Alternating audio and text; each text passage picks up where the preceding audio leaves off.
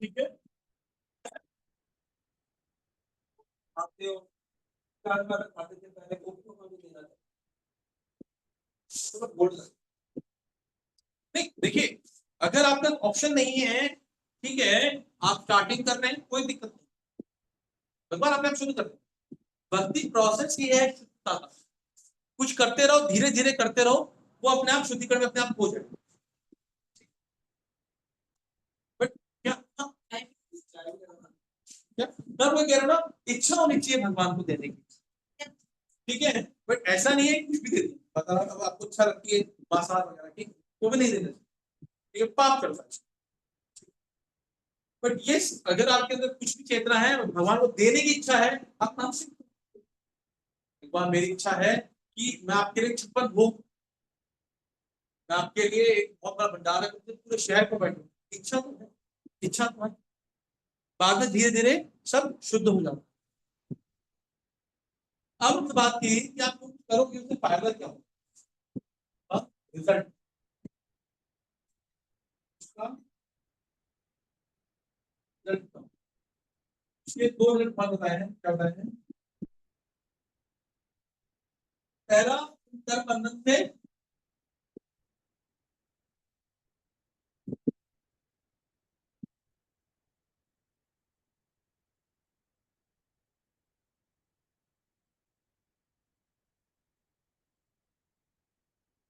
ठीक है, दूसरा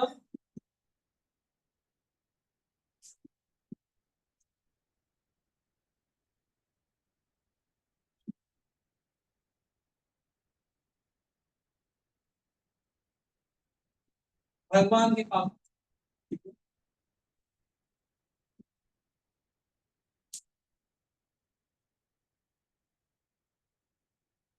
भगवान का साक्षात्कार,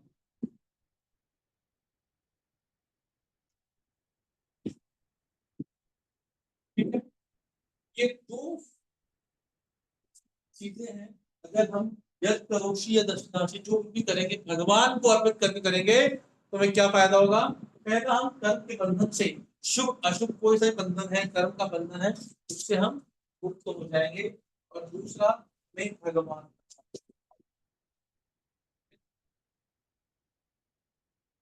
मोक्ष से कर्म बंधना, ठीक है, क्या है, पाप पैसे मुक्तो पाप पैसे,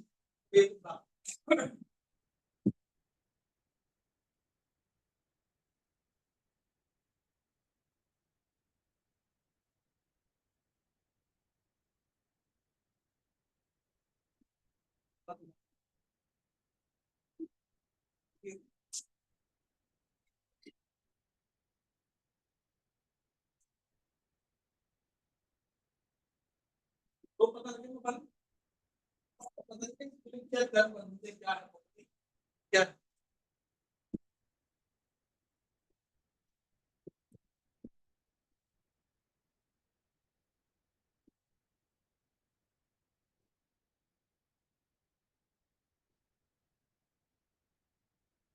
भगवान के साक्षात्कार और भगवान की सेवा अलग अलग है। क्या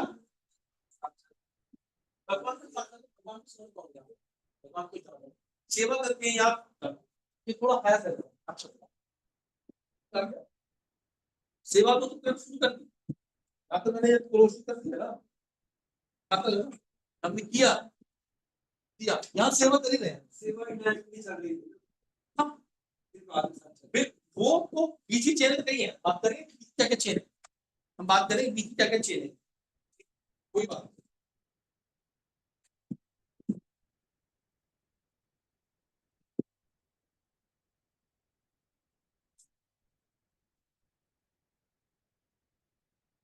यहाँ पर तात्पर्य पढ़ेंगे शुक्लाचार्य के द्वारा। यह प्रश्न किया जाता है कि जब कृष्ण का सबों के प्रति गुरु के निर्देशन में कृष्ण भाव में रहकर कर्म करने को युक्त कहते हैं, ठीक है, यहाँ पर कई चीजें डेफिनेशन आएंगी। युक्त, युक्त वैराग्य,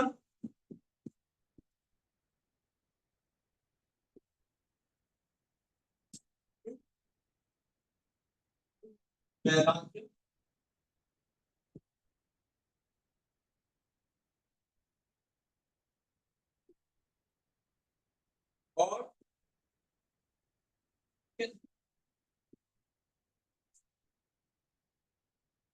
एक्चुअली एक पढ़ना था, गुरु का कार्य क्या होता है?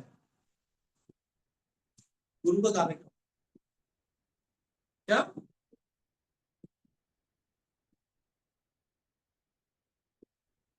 गुरु का कार्य होता है मार्ग निर्देशन करना। अब आप उस पर चल रहे हो नहीं चल रहे हो, ये आपकी इच्छा है।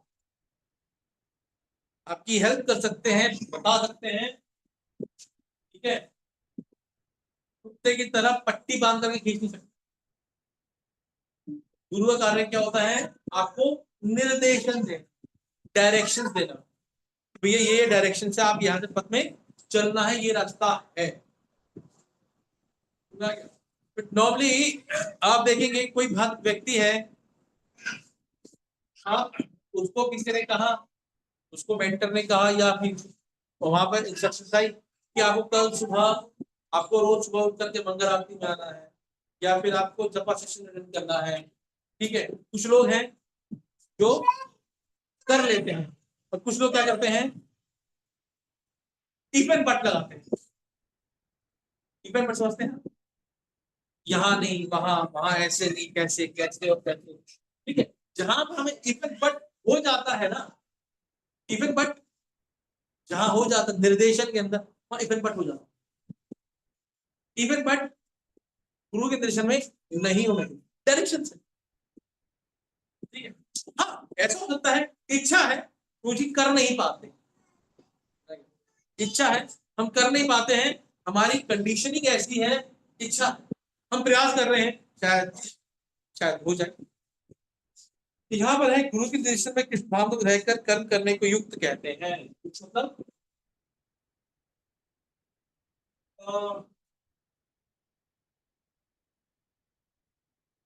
गुरु के निर्देशन में क्या कार्य करना है आपको? भक्ति में कर,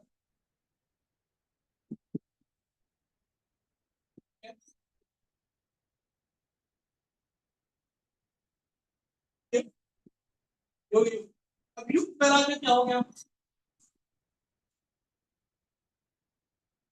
अनासक्तस्य विषयान् यथाहरम उपयुञ्जता निर्बंध कृष्ण संबंधे युक्तम वैराग्यम मुच्यते। जब तक हम इस जगत में हैं तब तक हमें कर्म करना पड़ता है, और हम कर्म करना बंद नहीं कर सकते। अतः यदि कर्म करके उसके फल को कृष्ण को अर्पित किया जाए तो वह युक्त वैराग्य कहलाता है। क्या वैराग्य है?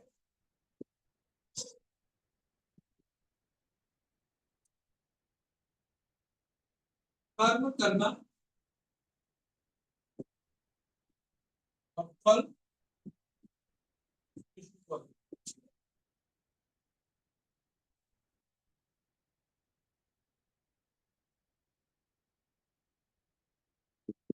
ठीक है, जो युक्त वैराग्य, ठीक है, कि आप अटैच नहीं हो फल से, कर्म कर रहे हो, समझा क्या? युक्त मतलब क्या हो गया? भक्ति में कर्म हो गया गुरु के दर्शन में, और वो कर्म का फल आपने दे दिया तो उससे आप अनासक्त, डिटैच। क्या गुरु का निर्देशन तो है, डायरेक्शन का, आप वैराग्य है, यहाँ आपने कर्म कर तो दिया, बट अभी भी फल से अटैच हुआ, या फल आपने भगवान को दे दिया, ठीक है। देखो गुरु ने कहा आपको एक सफाई करनी है, आपने कर तो लिया, बट चार लोग तारीफ ना करें तो मजा नहीं आएगा। हाँ, तो आपने कर दिया कि भैया भगवान की इच्छा है मुझे सेवा में लगानी।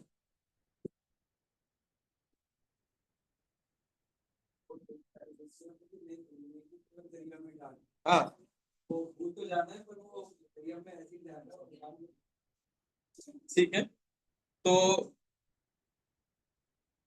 वस्तुतः संसार संन्यास में स्थित होने पर ऐसे कर्मों में चित्त रूपी दर्पण स्वच्छ हो जाता। अब बात कर रहे हैं कि कि हमने पहले बात की थी कि हमारा क्या हो जाता है,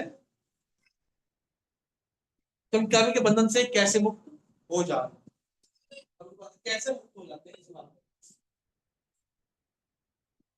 कैसे युक्त पर आगे करके हम कुछ कर्म करते हैं तो कैसे मुक्त हो,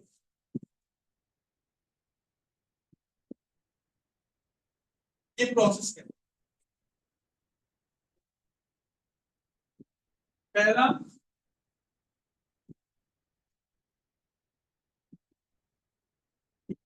टॉर्चर।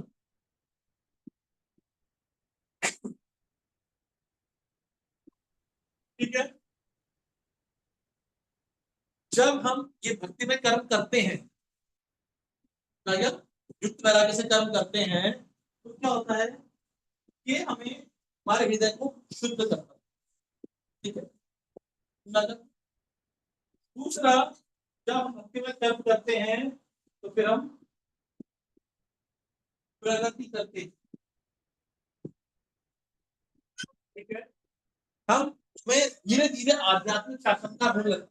हृदय में शुद्ध होगा ना तो साक्षात्कार आएगा। भाई मैं बोलूंगा, आप जब करिए आपकी सब सब चीजें, आपके अंदर क्रोध खत्म हो जाएगा। जब करने और क्रोध से क्या संबंध है, मतलब है नहीं। तो जब जब करते हैं हमारे हृदय के अंदर शुद्धता आती है। जब करते हैं तो फिर हमें प्रगति होती है, हमें समझ में आता है। ठीक है, फिर हम जब संगत प्रगति करते हैं तो हम भगवान की शरणागति करते हैं। शरणागति के 6 लक्षण होते हैं। भगवान की शरण ग्रहण करते हैं, और जब भगवान को हम सब कुछ मानते हुए शरण कहते हैं तो फिर क्या होता है, हमें मुक्ति प्राप्त हो जाती है। क्या प्राप्त होती है,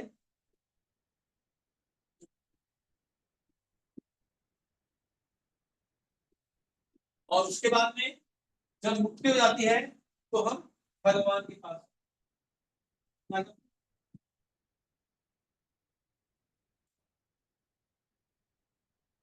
ये चीज आपको कहते भक्ति में कर्म किए तो मैं हृदय के अंदर शुद्धता आई, फिर हमने धीरे धीरे साक्षात्कार हुआ, प्रगति की, फिर हम भगवान की शरणागति ग्रहण करते हैं।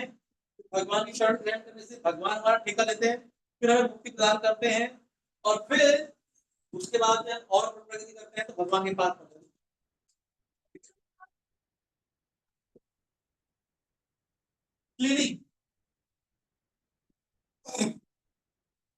ठीक है, पवित्रता तन की शुद्धता अंदर से बाहर, अंदर बाहर हमारे मन की शुद्धता तन से आएंगे, फिर मन से आएंगे, फिर एक्सटर्नल।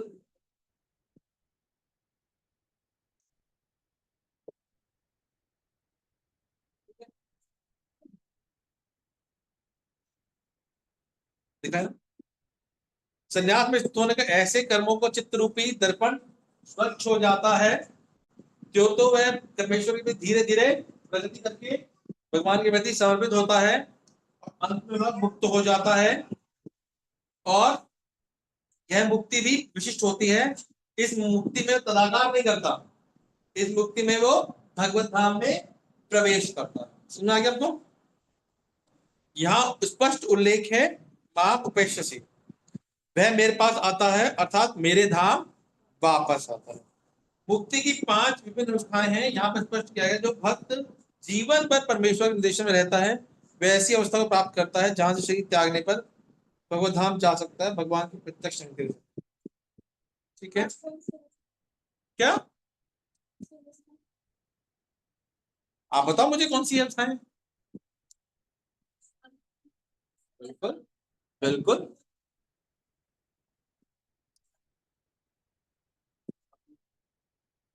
क्या? हम्म।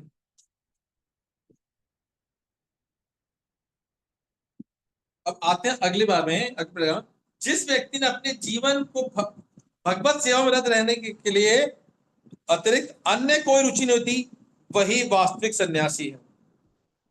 ऐसा व्यक्ति भगवान की परम इच्छा पर आश्रित रहते हुए अपने को उनका नित्य दास मांगता है। अतः वह जो कुछ भी करता है भगवान के लाभ के लिए करता है, वह जो कुछ कर्म करता है भगवान की सेवा के लिए करता है। वह सकाम कर्मों या वेद पंडित करते हुए ध्यान देता, परंतु मनुष्य के वेद पंडित करते हुए संपन्न करना अनिवार्य होता है।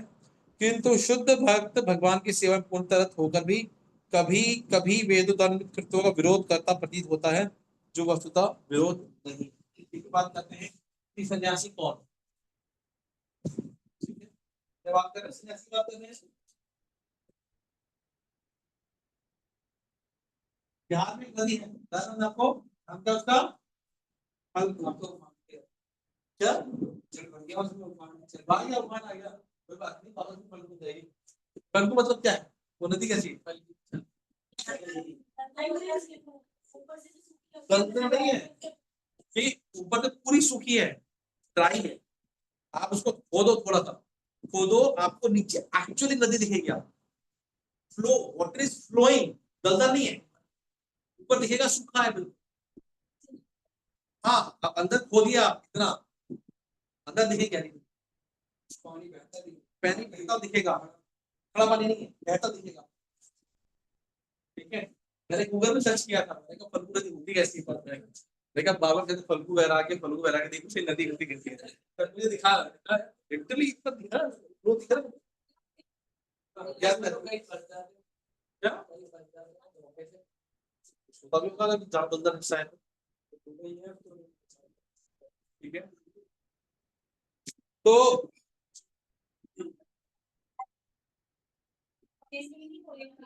मार्केट मतलब फल्गु वैराग्य होता है जो ऊपर से दिखाते हैं, बट अंदर पानी चल रहा है, पानी मतलब वो की इच्छाएं चल रही है। मरकट वैराग्य मतलब क्या होता है? मरकट मतलब बंदर, बंदर वाला वैराग्य। बंदर का वैराग्य कैसा होता है?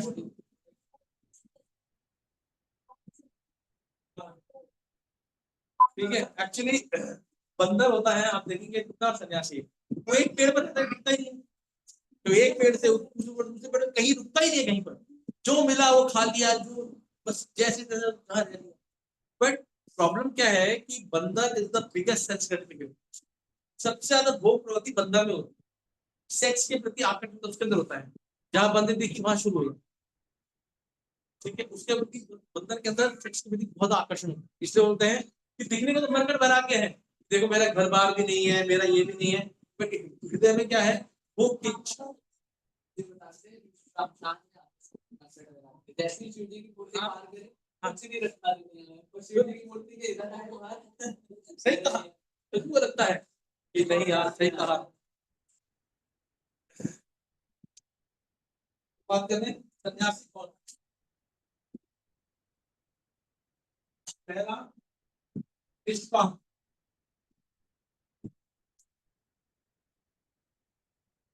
ठीक है, जल्दी भगवान में रत रहने करने कोई रुचि नहीं होती, कि कोई इच्छा नहीं है, सिर्फ भगवान की सेवा, ये सन्यासी का उद्देश्य। फिर निष्काम की बात में क्या होता है? ठीक है, ऐसे व्यक्ति भगवान की इच्छा कर अपने आप को का नित्य दास मानता है, सेवा का भाव होता है। ठीक है, ये है पता नहीं। हाँ, सन्यासी कौन? जो इस सन्यासी, क्योंकि इससे पहले भी बताया थे, 5 बताया थे, एक इसमें क्या विश्वचम प्रगति शरणागति मुक्ति भगवान के पास हमने बताया कि ये कैसे कार्य करता है, हाउ दिस प्रोसेस वर्क। क्या प्रोसेस कार्य करता है कि आपने भगवान को सब कुछ अर्पित किया, और कैसे आप भगवत धाम पहुंचे, वो कैसे उसके स्टेप्स है, इसके स्टेप्स हैं कि आप भगवत धाम कैसे पहुंचते हैं, अगर आप से भगवान को देते हैं। यद करोशी यद अष्टाटनी यद दूषित, ये सब करते हैं, तो उसके बाद अगले श्लोक बोलते हैं भगवान हमको अपने भगवत धाम ले आते हैं। कैसे जाते हैं, उसके स्टेप्स। अब ये करेंगे, धीरे धीरे हृदय शुद्ध होगा, शुद्ध होने के बाद में आप प्रगति करेंगे, प्रगति करने के बाद में क्या होगा, शरणागति होगा, भगवान के प्रति शरणागति होगा, फिर मुक्ति प्राप्त करेंगे, और फिर हम भगवत धाम जाएंगे। प्रोसेस ठीक है, अब ये सन्यासी कौन है? वो कोई इच्छा नहीं होगी, सिर्फ वो एक मात्र सेवा है कि वो भगवान की सेवा करे, तो भगवान की इच्छा के लिए काम करे। और क्या है, वो भगवान का निरंतर सेवक रहेगा, लिख ना, अपने आप को नित्यदास मानता है, ठीक है। और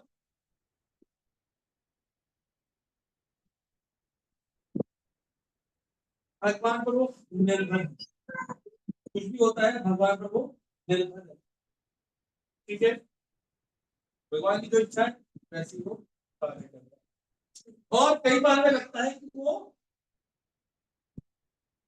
वैदिक नियमों से बाहर चल रहा है,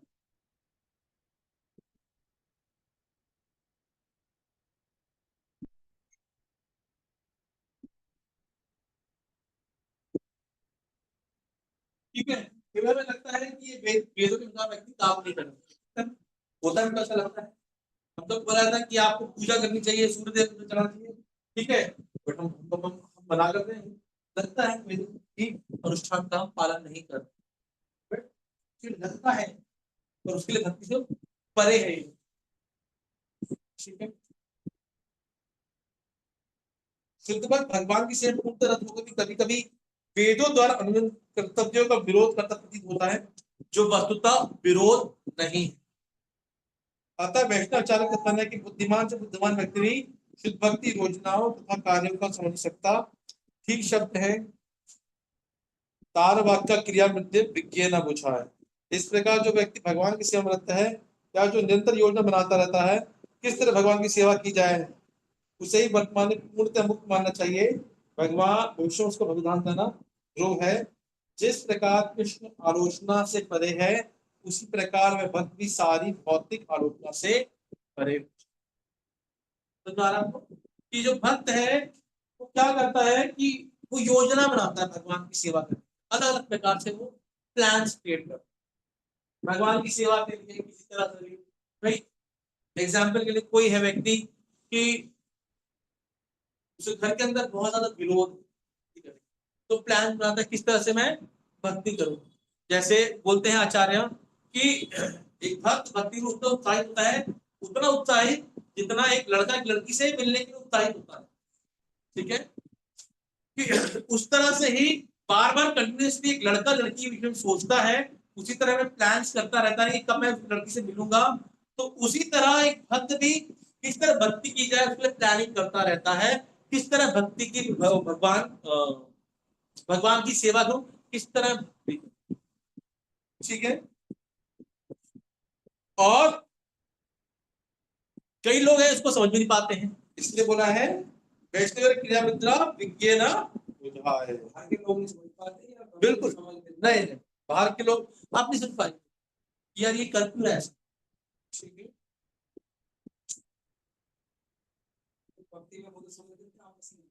आपस में कई बार वो तो भी नहीं समझ पाता, बताते हैं मुझे मेरा प्लान है, अच्छा प्लान बताते हैं, मुझे मेरा प्लान है ऐसे ऐसे करूंगा तो मैं, अच्छा, जैसे माता जी प्लान करती है, प्रभु जी जा नहीं पाते मंगल आरती, माता जी अलग प्लान बना बना के मंगल आरती पहुंचती है, प्लान करते हैं ठीक है।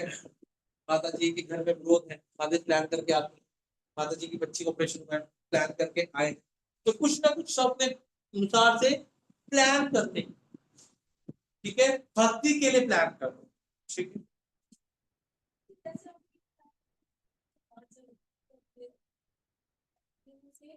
अरे हाँ हाँ हाँ, क्या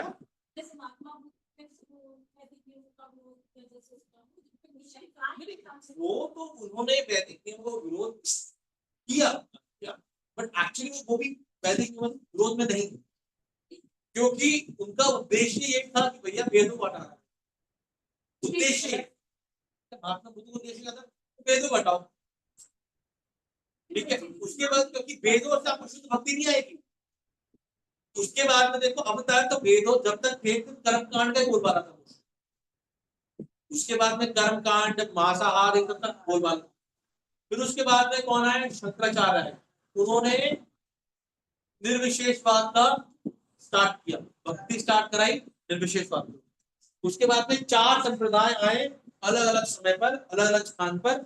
उन्होंने क्या स्टार्ट कराई? भक्ति स्टार्ट करी विष्णु की भगवान। एक प्रोसेस।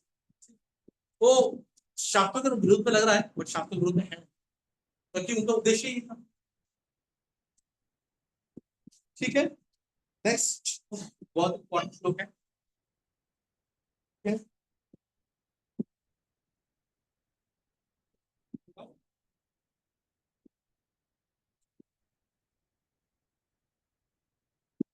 वैसे ये वैदिक नियम तो पर ये आता है कि सूर्य पूजा नहीं करते थे, हिमालय में नहीं जाते, पकौड़ा नहीं खाते, उनके लिए करते हैं ना। हाँ, ये भी लगता है, ये तो लगता है हमको कि वैदिक नियम से परे नवरात्रि रखते थे, अभी रखते हैं, वैदिक नियम से परे हो गए। नहीं नहीं, ये तो ये हुआ है यहाँ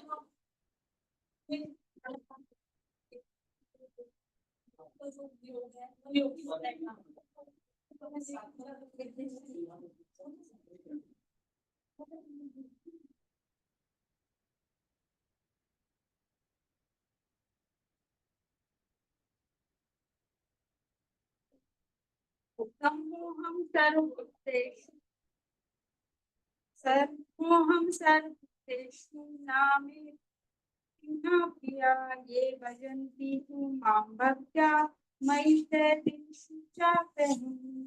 सम्मोहं सर्वभूतेषु नामे प्रिया ये भजन्ति तु मां भक्त्या मयि ते तेषु चाप्यहम्। मैं न तो किसी से द्वेष करता हूँ और ना ही किसी के साथ पक्षपात करता हूँ। मैं सबों के लिए संभाव हूँ, किंतु जो भक्ति पूर्वक मेरी सेवा करता है वह मेरा मित्र है, मुझ में स्थित रहता है और मैं भी उसका मित्र हूँ। इसलिए भगवान बता रहे हैं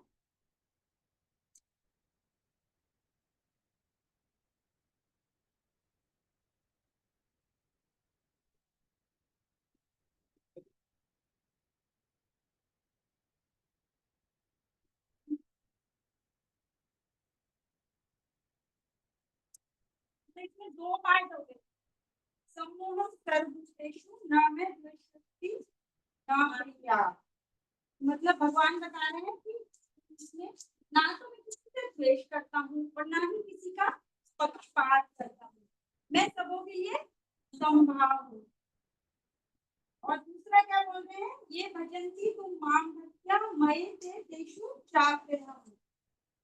तो इसमें बता रहे हैं कि किंतु जो मेरी भक्ति पूर्वक मेरी सेवा करता है वह मेरा मित्र है, मुझ में स्थित है और मैं भी उसका मित्र हूँ। तो इसमें भगवान क्या कर रहे हैं, दो बातें बोल रहे हैं। एक तो बोल रहे हैं कि ना तो मैं द्वेष करता हूँ ना ही पक्षपात कर, मेरे लिए सब बराबर है। और दूसरे में फिर अपने भक्तों के लिए बोल रहे हैं कि जो मेरी भक्ति पूर्वक मेरी सेवा करता है वह मेरा मित्र है, मुझ में स्थित है रहता है, मैं भी उसका मित्र। तो इसमें दो बातें बोली।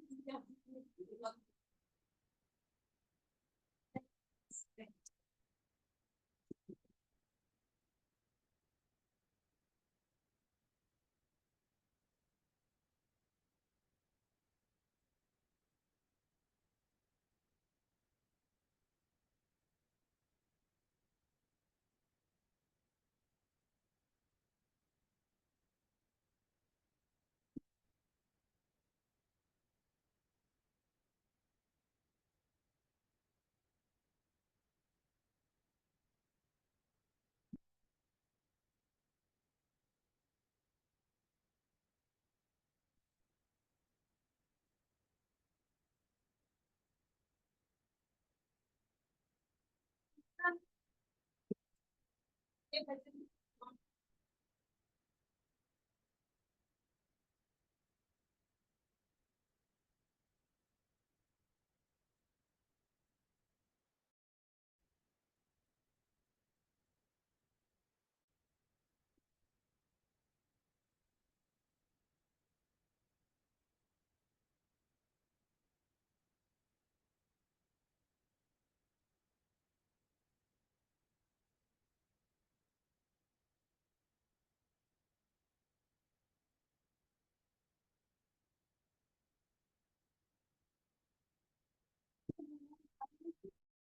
ना तो मैं किसी को द्वेष करता हूँ, ना ही किसी के साथ पक्षपात करता हूँ। इसमें भगवान दो कॉन्ट्रडिक्शन, मतलब दो अलग अलग बातें बोल रहे हैं कि ना तो मैं किसी से द्वेष करता हूँ और ना ही पक्षपात करता हूँ और संभाव रखता हूँ। और भक्ति जो मेरा भक्त है वह मेरा मित्र है, मुझ में स्थित रहता है और मैं भी उसका मित्र हूँ।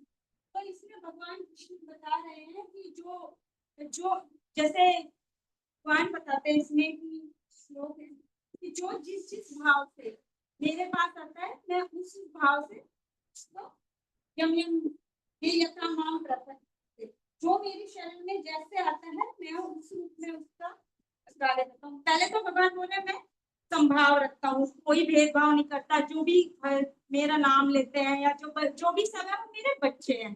जैसे हनुमान जी के लिए कौन प्रिय थे? भगवान राम। और भगवान राम और रावण भी उन्हीं की संतान है। तो क्या हुआ कि रावण भी उन्हीं की संतान है और हनुमान जी। लेकिन क्या है, जो रावण आए वो किसी आए भगवान से लड़ने के लिए, तो भगवान उनसे लड़े। और जो सुग्रीव आया था वो शरण में आया था, तो वो क्या हुआ कि भगवान ने उसको शरण दी। तो भगवान कह रहे मैं पक्षपात नहीं करता, मैं बराबर भाव रखता हूँ। जो जिस तरह से आता है, जिस भाव से आता है, मैं उसी भाव से उसका करता हूँ। और बाद में भगवान बताते हैं जो भक्ति पूर्वक, जैसे कोई भगवान के भक्त है वो भक्ति पूर्वक जैसे मेरी पूजा करते हैं, तो मैं उनमें रहता हूँ और वो मेरा मित्र है। जैसे प्रभुपाद जी लाए कि वो भगवान वो वहां थे प्ले वो जहाज में, तो जब उनको दिक्कत हुई तो भगवान ने उनका साथ दिया। तो इसी तरह बता रहे हैं भगवान की जो मेरी भक्ति पूर्वक सेवा करता है वह मेरा मित्र है, मैं उसका, ये नेचुरल है। कोई मतलब इसमें भगवान कह रहे हैं भेदभाव नहीं करता हूँ। जैसे कि कोई है कि यहाँ प्रश्न किया जाता है जब कृष्ण का सबों के लिए संभाव है तो उनका कोई विशिष्ट मित्र नहीं है, तो फिर वे उन भक्तों में विशेष रुचि क्यों लेते हैं जो उनकी दिव्य सेवा में सदैव लगे रहते हैं? किंतु ये भेदभाव नहीं है, यह तो सहज है। इस जगत में हो सकता है कि कोई व्यक्ति अत्यंत उपकारी हो, किंतु तो भी यह अपनी संतानों में विशेष रुचि लेता है। तो इसमें बताया गया है कि जब कोई व्यक्ति, जैसे कोई व्यक्ति है बहुत ज्यादा दान देता है, धन देता है और बहुत ज्यादा अस्पताल खोलता है और बहुत सारी चीजें, स्कूल खोलता है और खूब खुले हाथ से दान करता है, खूब जो जितना मांगता है उतना देता है, जिसको जो चाहिए वो देता है। लेकिन वो उनके लिए ये तो नहीं कि उनके लिए वो सब कुछ हो गया, नहीं, क्योंकि उसके लिए उसका परिवार भी है ना, तो वो अपने परिवार को ज्यादा प्यार करेगा क्योंकि उससे उनको क्या मिल रहा है, परिवार। और उन लोगों को क्या मिल रहा है कि वो सिर्फ हमारी वही सेवा करता है, हमें सहायता प्रदान करता है। ऐसे ही भगवान बताते हैं, भगवान का कहना है कि प्रत्येक जीव चाहे जिस योनि का हो उसका उनका पुत्र है, चाहे वो किसी भी योनि में हो वह उनका पुत्र है। वे हर एक को जीवन की आवश्यक वस्तुएं प्रदान करते हैं। जैसे इसमें बादल का उदाहरण दिया है, वे उस बादल के सदृश है जो सबों के ऊपर जल वृष्टि करता है। जैसे जब बारिश होती है तो भेदभाव नहीं किया जाता, वो समुद्र में भी गिरेगी और पहाड़ों पर भी गिरेगी और रोड है उस पर भी गिरेगी, तो उसमें कोई भेदभाव नहीं होगा। किंतु जो भगवान है बता रहे हैं कि मैं अपने भक्तों का विशेष ध्यान रखते हैं। ऐसे ही भक्तों का यह उल्लेख हुआ है जो सदैव कृष्ण भावनामृत में रहते हैं, वे निरंतर कृष्ण में लीन रहते हैं। इसमें बता रहे हैं भगवान ने अपने भक्तों का, जो भगवान कृष्ण है वो बता रहे हैं जो मेरे भक्तों का है उनका मैं विशेष ध्यान रखता हूँ, उनसे मेरा बहुत ज्यादा अटैचमेंट है। यहाँ निरंतर वो सारा दिन जपा करते हैं, रीडिंग करते हैं और फिर लेक्चर सुनते हैं, तो सारा दिन इन्वॉल्व रहते हैं, जैसे तो भगवान उनको अपनी शरण देते हैं। में सजीव आत्मा भी उन्हीं में मैं स्थित हूँ। भगवान ये स्पष्ट रूप से कहते हैं मई ते अर्थात वे मुझ में और मैं उनमें हूँ। क्योंकि जो सारा दिन भगवान की पूजा करते हैं, भगवान का ध्यान करते हैं, तो भगवान भी अपने भक्तों को वैसे ही रस रूप से करते हैं। ये यथा मां प्रपन्ने प्रपचते शांत ततस्त्यो भजाम्यहम् की व्याख्या भी की जाती है। जो भी मेरी शरण में आ जाता है, मैं उसकी उसी रूप में रखवाली करता हूँ। यह भगवान यह दिव्य आदान प्रदान भाव विद्यमान रहता है, क्योंकि भगवान और भक्त दोनों सचेतन है, दोनों निर्जीव नहीं है, दोनों सचेतन है। जैसे जब हीरे को सोने की अंगूठी में जड़ दिया जाता है तो वह अत्यंत सुंदर लगता है, ऐसे ही भगवान और जीव का उदाहरण है कि जब सोने की अंगूठी में हीरा लगा लो या तो वो दोनों ही तरह से बहुत सुंदर लगती है। भगवान तथा जीव निरंतर चमकते रहते हैं, जैसे हीरे सोने की अंगूठी में हीरा जड़ जाता है तो वो बहुत शाइन करती है, ऐसे ही भगवान और भक्तों का है। तो जैसे सोने की अंगूठी में हीरा है तो सोने की अंगूठी क्या है, वो जीव है, और जो भगवान के भक्त है और जो हीरा है वो भगवान है। अतः यह संयोग अति उत्तम है। शुद्ध अवस्था में जीव भक्त कहलाते हैं। जब भगवान की भक्ति करते रहते हैं, निरंतर पढ़ते रहते हैं तो भगवान उनको अपनी शरण में ले लेते हैं। उनको कोई दुख देखने के लिए सताते हैं, जैसे एक एरोप्लेन का है कि एक एरोप्लेन रनवे पे चलता है, पहले धीरे बारिश आ रही है बहुत ज्यादा, धीरे धीरे चलता है तो बारिश है, फिर धीरे धीरे ऊपर जाता है, फिर वो बादलों के ऊपर चला जाता है। तो ऐसे ही भक्त है जो धीरे धीरे जपा करते हैं, फिर उससे ऊपर श्रेणी में जाते हैं, फिर उससे ऊपर श्रेणी में जाते हैं, तो वो फिर धीरे धीरे भगवान के शरण में आ जाते हैं। तो जब वो ऊपर एरोप्लेन चला जाता है, वैसे ही एरोप्लेन ऊपर चला जाता है, ना उसे बारिश होती है, दिक्कत करती है ना कुछ, और सूर्य और दिन का टाइम में तो रोशनी भी भरपूर रहती है। तो ऐसे ही भगवान भी हमें अपनी शरण देते हैं। परमेश्वर अपने भक्तों के भी भक्त बन जाते हैं, और फिर वहां परमेश्वर क्या करते हैं, अपने भक्तों को, जैसे कि उसने बताया था कि भगवान नरसिंह देव के उदाहरण में बताते हैं हिरण्यकशिपु के, कि जब विष्णु के पास ब्रह्मा जी वगैरह सब जाते हैं कि जब मैं जन्म लूंगा, जब इस मतलब इसके विरुद्ध जो हिरण्यकशिपु जो बहुत ज्यादा परेशान करेगा तो मैं आऊंगा। तो भगवान अपने भक्त के लिए आते हैं, और यदि भगवान या भक्त में आदान प्रदान का भाव ना रहे तो सगुण दर्शन ही ना रहे। माया आदि दर्शन में परमेश्वर और जीव के मध्य ऐसा आदान प्रदान, क्योंकि वो तो क्या मानते हैं भगवान को एक लाइट, पर भगवान एक लाइट नहीं, और सगुणवादी दर्शन में भी ऐसा ही, वो निर्विशेषवादी होते हैं। प्राय यह दृष्टांत दिया जाता है कि भगवान कल्प वृक्ष के समान है।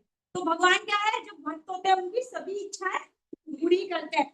अगर जैसे कोई मनुष्य मांगता है मुझे आम चाहिए तो कल्प वृक्ष आम देता है, फिर वो कहेगा मुझे नहीं खरबूजा चाहिए तो वो खरबूजा भी देता है। ऐसे ही भगवान भी सारी इच्छाएं पूरी करता है, पर कल्प वृक्ष क्या है, वो देखता नहीं है कि किसको देना है किसको नहीं।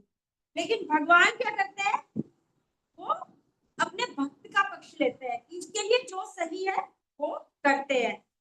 क्या है, यह भक्त के प्रति भगवान की विशेष कृपा की अभिव्यक्ति है। इसमें बता रहा है कि भगवान के प्रति विशेष कृपा है भगवान की, कि उसके लिए जो सही है, अगर उसे दुख देना है तो दुख भी देंगे, सुख देना है सुख भी देंगे, मतलब कि इसकी भक्ति में किसी तरह की रुकावट ना है, प्रगति होती रहे।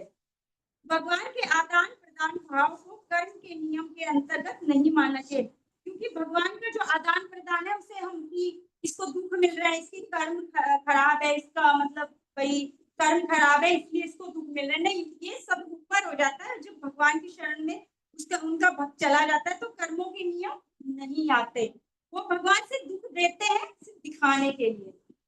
उसमें क्या होता है कि दुख दिखते हैं, लेकिन भगवान को अंदर से, भक्तों को अंदर से कोई दुख सताते नहीं है, जिसमें यह तो उस दिव्य अवस्था से संबंधित रहता है जिसमें भगवान तथा उनके भक्त कर्म करते हैं, भगवत भक्ति इस जगत का कार्य नहीं है, क्योंकि भगवत भक्ति तो क्या है, भगवान आध्यात्मिक जगत का कार्य है और यह शाश्वत आनंद और ज्ञान का प्रधान है, क्योंकि इसमें बहुत ज्यादा भक्ति करके मनुष्य को आनंद, जीव को जो भगवान के भक्त है उनको आनंद, वो मंदिरों में देखता है जैसे डांस करते हैं, कीर्तन होता है तो कितना कोई दुख भी होता है तो भी भूल जाते हैं।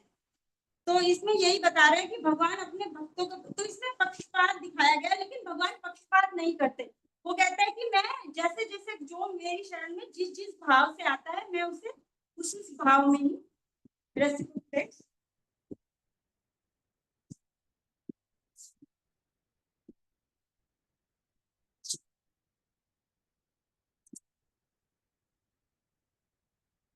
पति संसार में भी तो चापलूसी करते हैं लोग, कुछ पाने की चाह में, तो फिर वो भी उनको कुछ दे देते हैं।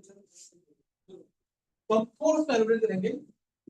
चलिए, लेकिन भगवान के शब्दों पे तो बहुत ज्यादा वो है ना, भरोसा करना चाहिए कि भगवान कह रहे हैं मैं उसका वो मेरे लिए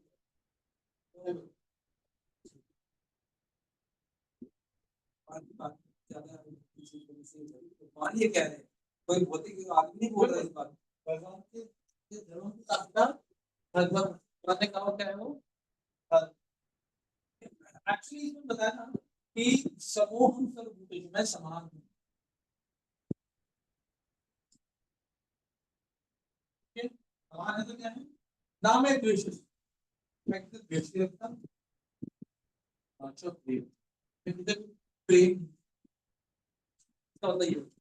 आजकल जब जब बात करते हैं ना तब तक भगवान विष्णु क्या है, पक्षपात। कई जगह भागवत में बहुत जगह मिलेगा आपको, मिला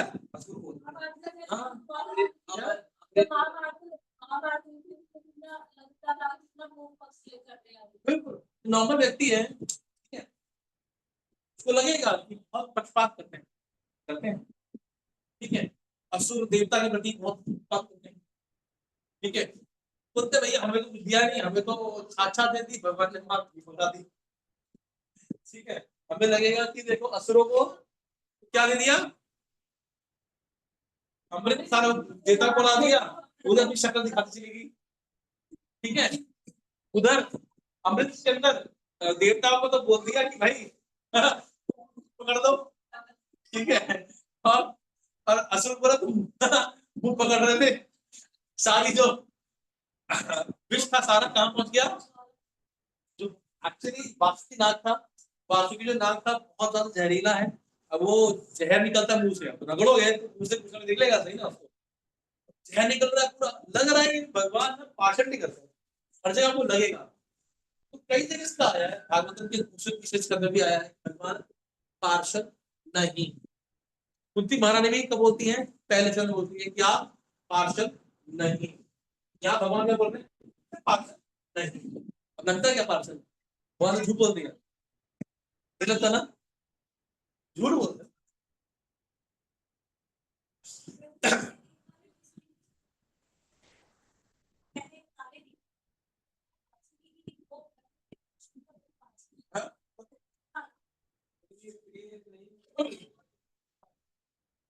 और बोलते मैं समान हूं ना,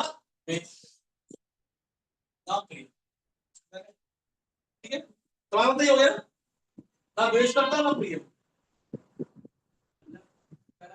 के हिसाब से उन्हें मिलता रहता है, बस आपने कहा कि भगवान ने बोला कि भाई मैं क्या करता हूँ कर्म के अनुसार, मैंने शिव जी का एक लेक्चर सुना करती है, शिव जी का लेक्चर सुना, बहुत एग्जांपल कर रहे हैं ऊपर ही, बोला कि जौहरी है, ठीक है, कोई तो 10,000 रुपए लेके आता है तो उसको 14 कैरेट का मिलता है, कोई 15,000 रुपए लेके आता है उसको 18 कैरेट का मिलता है, ठीक है, 30,000 लेके आता है 30 कैरेट का मिलता है, 22,000 लेके आता है 24 कैरेट, ठीक है, लगता है क्या कि जौहरी पक्षपात कर रहे हैं, उसको बढ़िया दे दिया 24 कैरेट का, उसको 10 कैरेट का दिया है, में भी लग सकता है आपको, बट जो एक्चुअल में जानता है उसको लगेगा नहीं कुछ पता ही नहीं, भाई आप 10,000 रुपए तो 14 घंटे दे सकते, जब आपने 25,000 दे दिए तो आपको 24 करना है। इसको मान लो, जैसा दोगे वैसा मान मिलेगा, सिंपल है। ठीक है, तो भगवान बोल रहे हैं कि भाई मैं मैं समान दिखता है आपको, तो इसमें क्या है, कर्म है। अब आपके पास 10,000 रुपए का बैंक बैलेंस है, 10,000 तो खर्च हो गया, ठीक है, इसका 2,000 का बैंक बैलेंस है, 2,000 पाएगा। असुर के पास बैंक बैलेंस 2,000 रुपए का है, तो हाउ दे कैन एंजॉय, जब सफर होगी ना। असुर क्या करेंगे, देवता क्या करेंगे भाई, उनके पास बैंक बैलेंस अच्छा खासा पड़ा हुआ है, तो एंजॉय भोग करने मिलेगा भी नहीं। तो इसके अंदर एक कर्मों का लेखन पार्टिसिपेट नहीं कर, ठीक है।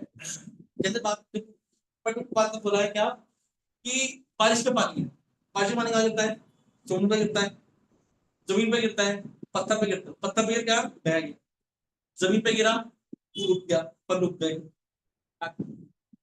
How you reciprocate with the action, आपके पास में वही अवसर मिला था, आपने उसको क्या किया, गवाया, तो फल मिलेगा आपको। पत्थर पे गिरा, कुछ नहीं किया, गवा दिया उसको, तो मिलेगा, ठंडा मिलेगा, गर्म हो जाएगा वापस थोड़ी देर बाद, गर्मी के अंदर। और फिर वही पानी, पानी क्या हुआ, उसने उसको यूज किया, उस पानी को, पेड़ बना, पेड़ की छाया मिली, ठंडक मिली, अच्छी तरह। हाँ, पानी में गिरा, basically it is the Karma फंडा। भगवान में कोई इंटरफेयर नहीं करता, आई डोंट इंटरप्रेट ऑल, जो आपके कर्म में मिलेंगे मिलेंगे, इसके अंदर कोई फंडा नहीं मेरा भैया, बात सुन,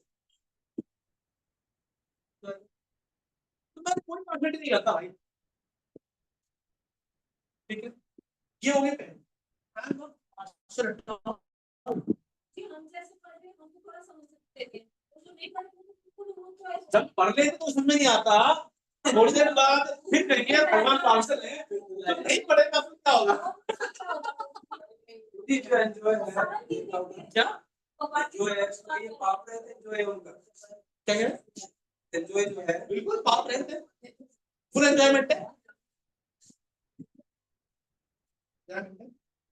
वहां पर, एक्चुअली वो क्यों नहीं है ना, वहां पर भोग कर सकते हैं हम, पाप नहीं लगने वाला। हाँ, ना यार, वहां आपने सोमरस पी लिया, यहाँ पियोगे तो नर के अंदर पिलाएंगे आपको लोहे की, कहते हैं वो, कहते हैं पिघलता हुआ वो लोहा पिलाएंगे आपको, वहां पर भोग ही नहीं है, वहां पर खूब पियो तो और पीते रहो भाई, साथ में गर्लफ्रेंड और मिल जाएगी आपको। यहाँ पे तो बहुत कर रहे हैं। क्या बताया था, एक्सप्लेन किया था, पूरी कहानी सुनाई थी सोमरस पे, आप बता रहे सोमरस होता क्या है, पूरा एक्सप्लेन बनाया था कि बनता कैसे, पूरा प्रोसेस बता दिया था आपको, बताया था आपको जी। ये फूल होता है, ठीक है, उसको बोलते हैं सोमलता, सोमलता होती है, सोमलता होती है वो, जैसे चंद्रमा बढ़ता रहता है ऐसे बढ़ता रहता है, उसकी पत्तियां 14 होती है, 14 पत्तियां होती हैं, और वो बढ़ जाता है, पूर्णिमा खिल जाते हैं, और फिर एक एक दिन जब सूर्य चंद्रमा घटता रहता है, तो सूर्य के साथ साथ में वो एक एक पत्तियां घटती रहती, ठीक है, अमावस्या के दिन उसकी कोई पत्ते नहीं, खत्म फूल, समझ गया, अमावस्या से अमावस्या की लाइफ होती है उसके 28 दिन, तो पूर्णिमा के दिन उसके सारे पत्तियां निकाल ली जाती हैं, मैक्सिमम होती है, और निकाल करके उसको मंत्रों से, यज्ञों से द्वारा एक पान बनाया जाता है, चढ़ा करके नहीं, लिकर कैसे बनती है, शराब कैसे बनती है, चढ़ाकर, वो मंत्रों के द्वारा बनती है, वेदों के द्वारा बनती है, यज्ञों के द्वारा बनती है, वो यहाँ वाले जो शराब पीते हैं वो नाली में घूमते हैं, ठीक है, वो गिरते हैं पड़ते हैं, वहां के लोग ऐसा नहीं, गिरते हैं पड़ते हैं नाली में, ठीक है, और भगवान बोला I don't never interfere in the कर्म, आपको जो मिला है वो करो, उठोगे ना, फिर भगवान ट्विस्ट कर, एक बार डाल रहे तू क्या, सोमरस लेक्चर में सुना है बात,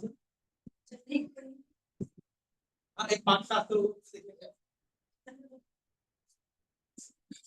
बात लेक्चर। हाँ, तो यहां पर क्या है, फिर दूसरा लाइन आता है। पहला वर्ड क्या है, ये भजंती तू, तू वर्ड है, बहुत इंपॉर्टेंट है।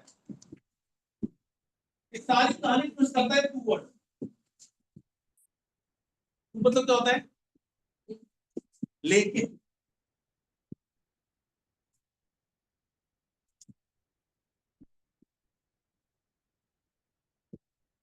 मैं माता जी को कहूंगा, माता जी आप बहुत अच्छे हैं, लेकिन वही क्वेश्चन मार्क लग जाएगा। सारी अच्छाई एक तरफ और लेकिन शब्द एक तरफ। समझा गया? ठीक है, आप बहुत अच्छा खाना बनाते हैं, लेकिन जला हुआ। हाँ, नमक थोड़ा तेज हो गया। ठीक है, तो लेकिन सारा सारा चौपट। तो ये लेकिन वर्ड है, भगवान ने भी लेकिन लगा दिया। ये टू वर्ड आ गए, दिख रहा है आपको? ये टू वर्ड है, यहाँ पूरा कहानी चेंज हो गया। मैं पार्षद नहीं, लेकिन, लेकिन आ गया पार्षद। ठीक है, लेकिन क्या है, ये भजनते तु माम भक्त्या परितेषु चाप्यहम्, कि भाई जो मेरा भजन करता है उसके लिए, हाँ, मैं उनमें स्थित रहता हूँ और वो मेरा प्रिय है। कृपा के एग्जाम्पल मिलते हैं कि बहुत नेचुरल। ठीक है, मेरे पास कोई 24,000 को लेकर के आएगा, तो क्या दूंगा? 24,000। अब बेटा आएगा तो 10 तोला सोना फ्री में। हाँ, समझ में आ रहा है? नेचुरल है, और एक नेचुरल है, एक पिता के प्रति, एक पुत्र पुत्र का, पुत्र के प्रति पिता का स्नेह होना बहुत नेचुरल है। बोला इसलिए मैं भक्तों के प्रति नहीं, बहुत स्पेशल, ये मुझे प्रिय है। भक्त मुझे बहुत प्रिय है। देवता भक्त नहीं, वहां आकृति नहीं आती। They are not of devotee. मैं भगवान बात करते हैं कैसे डिवोटी, ये प्रिय। ध्यान रखो भैया, जो मेरे हैं उसको मैं बहुत प्रिय हूं, वो मुझ में रहते हैं, मुझ में रहेंगे, मुझे याद करेंगे, मैं भी याद करूंगा करूंगा। उनका कर्म का लिखा क्यों नहीं लगता? क्योंकि वो करते हैं भक्ति, और भक्ति कर्म से परे। समझ में आ गया? इसलिए ये अलग चीज आता है, अलग वैरायटी आती है कि यहां पर ये पार्षद क्यों हो जाते हैं, कि यहां पर कर्मों का लेखा जोखा नहीं, नो कर्म। क्योंकि भक्त कर्म करता ही नहीं, भक्त भक्ति करता है, हाँ, अकर्म करता है। तो यहां पर जब कर्मों का देखो जो लगेगा ही नहीं, तो क्या होगा? उसको अलग से डिस्काउंट मिलेगा ना। Understood now? हाँ, अब आप सोचिए, मैं सोचता था कि यार ये जो भक्त है, भगवान बोलते हैं मैं बेच दूं अपने आप को, फिर भी इनको मैं भक्तों का ऋण नहीं चुका सकता। ऐसे क्यों? तो फिर मैंने सोचा ही था कि भक्त को क्या चाहिए? सोना, चांदी। वहां क्या देखा? सोना, चांदी, अच्छा जल चाहिए, अच्छा जल, या फिर क्या कहते हैं, बंगला, गाड़ी, सुंदर पत्नी, तो कुछ चाहिए। बहुत ये चीजें देखते हैं ना, इसी समय अट्रैक्टिव है। अब भक्त को यह चीज नहीं चाहिए।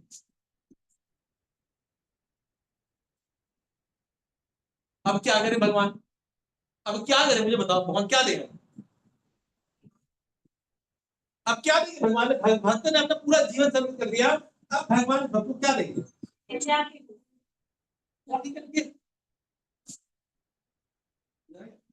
दोगे क्या? और ये जो चीजें, अगर मैं ठीक है तो मैं अपना सही रहूंगा, ऑप्शन ही नहीं। या अगर कुछ भी होगा तो भाई अब तो भैया यही रक्षा करना मेरी जिम्मेदारी है। प्रहलाद महाराज, ठीक है, हम सोचते हैं प्रहलाद महाराज को तो भगवान ने बचाया था, ठीक है, कढ़ाई तलने से, पहाड़ से, या मुझे कौन भी डांटता है तो मुझे भगवान ने बचाता है, ठीक है।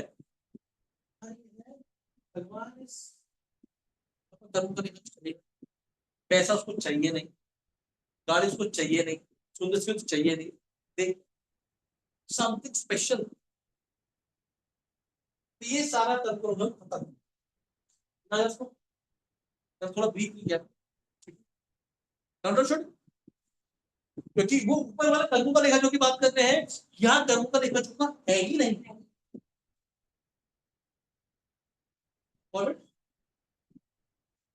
इसलिए भगवान पार्षद जाता है तुम भी, अब कुछ तो करना पड़ेगा। अब जान किसी ने मारा तो मैं बचाऊंगा ना, तो भाई मैं कुछ तो करूंगा ना, कुछ तो करूं इसके लिए। What I can do, जो मुझे हो गएगा मैं करूंगा भैया, ये मेरे पूरा दिन रात भजन करता है, मैं दिन रात सेवा करता है, मैं क्या करूं उसके लिए।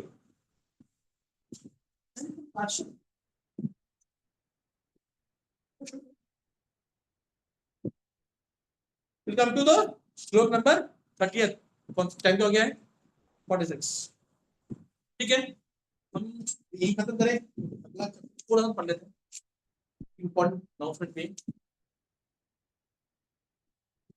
ये बहुत इंपॉर्टेंट श्लोक है, इसको हम अगली बार कंटिन्यू करेंगे।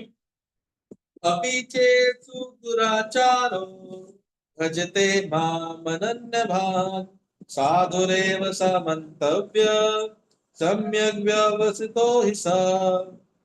यदि कोई, मेरे साथ पढ़िए, अपि चेत्सु दुराचार भजते मामनन्यभाक् साधुरेव स मन्तव्य सम्यग् व्यवसितो हि स। यदि कोई जघन्य से जघन्य कर्म करता है, किंतु यदि वह भक्ति में रत रहता है तो उसे साधु मानना चाहिए, क्योंकि वह अपने संकल्प में अड़िग है। अब ये दो श्लोक बहुत बड़े, 30 31 हमारे लिए। तो यहां पर भगवान क्या बोल रहे हैं,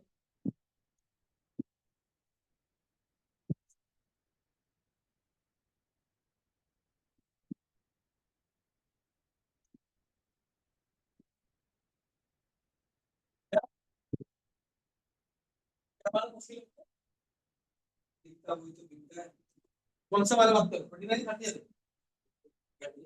30।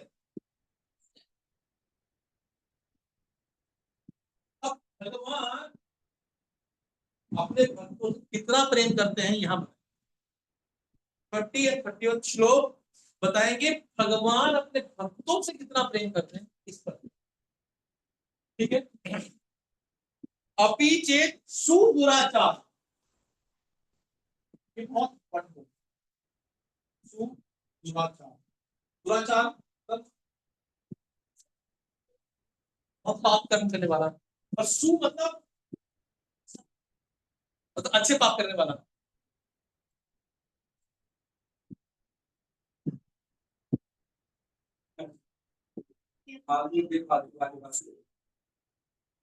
हाँ,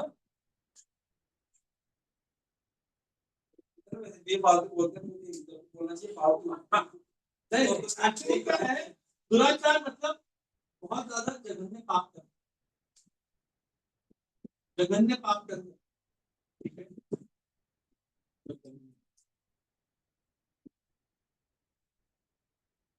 और सु मतलब अति जघन्य पाप करने वाला भाई, ठीक है। तो इतना ज्यादा अगर पापी व्यक्ति भी है, ठीक है, तो क्या है, पर भजते मां मरने भाग, भाई बहुत तीव्र भक्ति कर रहा है, समझ में आया, इतना बड़ा पापी व्यक्ति भी है और भजन भी कर रहा है, हो सकता है भजते मां अनन्य भाव से भक्ति कर रहा है।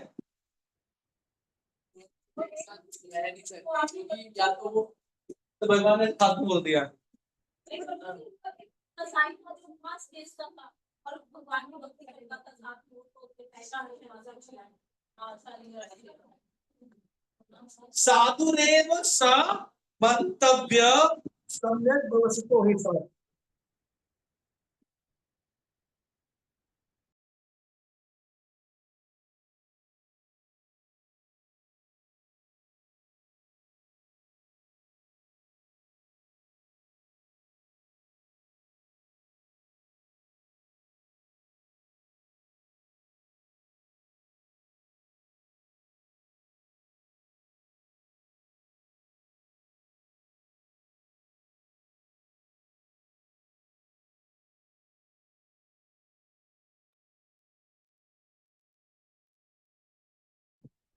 साधुरेव स मंतव्य, मंतव्य मतलब क्या होता है?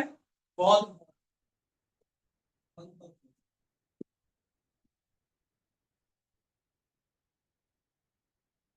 कर्तव्य मतलब ये आपके कार्य लोग करना ही, आप करना है, ठीक है। मंतव्य मतलब ये आपको मानना ही है, अगर आप नहीं मानेंगे तो भगवान का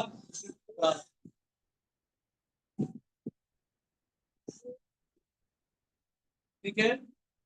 क्यों? क्योंकि वह अपने संकल्प पर अडिग रहेगा। सब कुछ समझ नहीं आता यार, कॉम्प्लेक्स क्यों बना दिया। पहला एक उपचार होगा, फिर दूसरा वो अनन्य भाव से भक्ति करेगा, और फिर उसकी उसका डिटर्मिनेशन बड़ा स्ट्रांग रहेगा। डिटर्मिनेशन स्ट्रांग करेगा तो ये बात क्यों करेगा, ये क्यों करेगा, ये क्यों होगा, बहुत कॉम्प्लेक्स, सब अपोजिट में, ठीक है। ये लाइन जब थोड़ा सा उत्तर जा रहे हैं क्योंकि बहुत अच्छे से,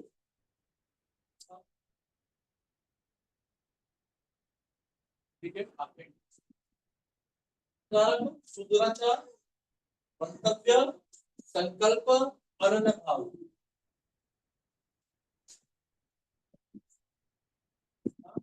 अगर साधु है तो दुराचार भी नहीं बोला, सुदुराचार वो एक्चुअली दुराचार और सुदुराचार की डेफिनेशन भी होती है, कुछ डेफिनेशन भी, ठीक है। इसकी डेफिनेशन भी होती है, और अनन्य भाव से अगली बात करेंगे, सुदुराचार की डेफिनेशन, फिर अनन्य भाव की डेफिनेशन, अनन्य भाव से क्या होगा,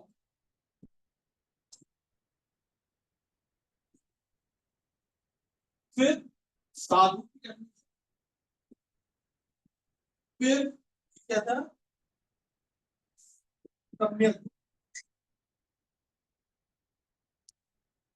व्यवस्था, मतलब संकल्प की डेफिनेशन। आप ये सब समझ आएगी तब थोड़ा लंबा रहेगा अगर शो की, ठीक है, तो जरूर आइए अगली बार। बहुत इंपॉर्टेंट श्लोक है हमारे लिए, कंप्लीटली हमारे लिए श्लोक है कि हम कई बार पाप कर्म करते हैं तो क्या, बहुत ठीक है, अनाउंसमेंट करना चाहते हैं, ठीक है। 27, 28, 29 इज बिग फेस्टिवल टाइम। कैसे? फ्राइडे, सैटरडे, संडे, तीनों दिन रथ यात्रा है। 27 तारीख कहां पर रथ यात्रा है? आदर्श नगर, आदर्श नगर में रथ यात्रा है, ठीक है, मंदिर की तरफ से, पंजाबीबाग मंदिर की तरफ से, तो वहां पर है। नहीं नहीं, नगर की नहीं, मंदिर की तरफ से, पंजाबीबाग मंदिर की तरफ से, पंजाबीबाग मंदिर उस दिन एक्चुअल रथ यात्रा है, मंदिर की तरफ से है।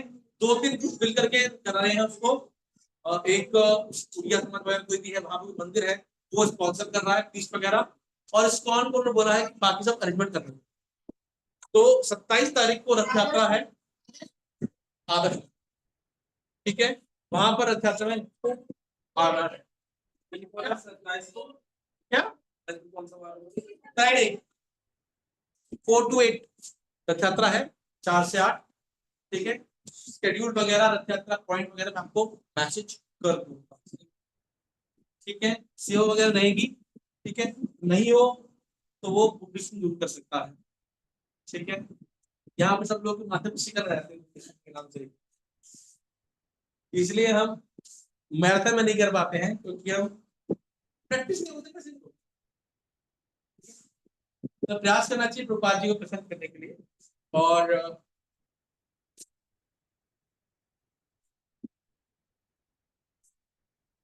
क्या, हाँ